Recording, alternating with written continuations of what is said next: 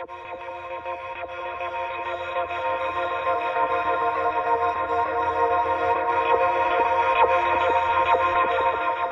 T-Bird fans, welcome back to another episode of T-Birds TV. In today's episode, we're going to talk about the installation of the glass and the boards here at the Kent Event Center.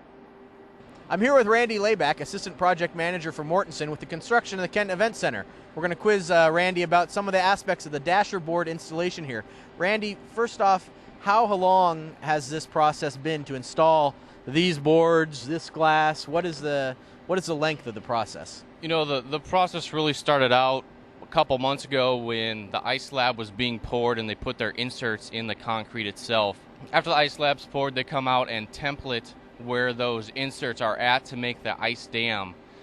Go back, produce it. Within a month and a half, they come out with all their parts and pieces.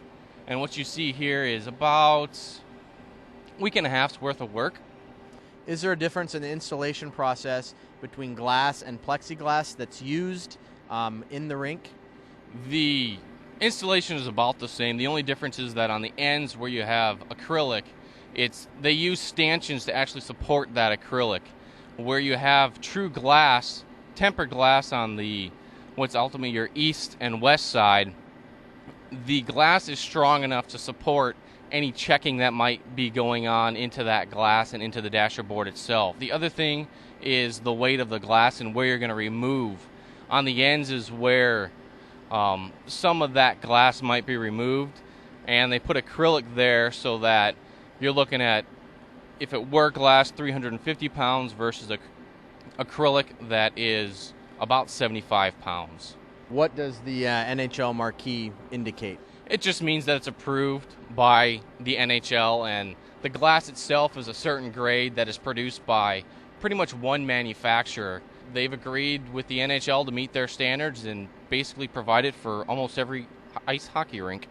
Since this is set up, looks like right now for hockey with the boards and the glass in, how will the building operators manage a couple events in a day, or possibly back-to-back events where the ice is down for one event and then the next day the ice has to be covered?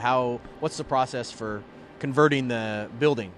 One of the unique things about this arena is that we have a sports deck coming, which ultimately means that it's 4x8 sheets that are on a piece of iso board that lay on top of our ice. So we can have a hockey game at 2 o'clock in the afternoon, and a couple hours later after the game's over, set up for a concert.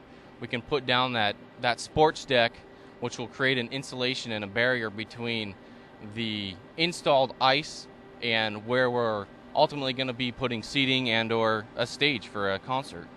Well, T-Bird fans, that's an inside look at the installation of the dasher boards and the glass here at the Kent Event Center. A special thanks to Randy Layback for giving us the inside information on what it takes to get this part of the project done. You're going to want to make sure to tune in next week when we have another inside look at a certain aspect of the construction of the Kent Event Center. So be sure to tune in then.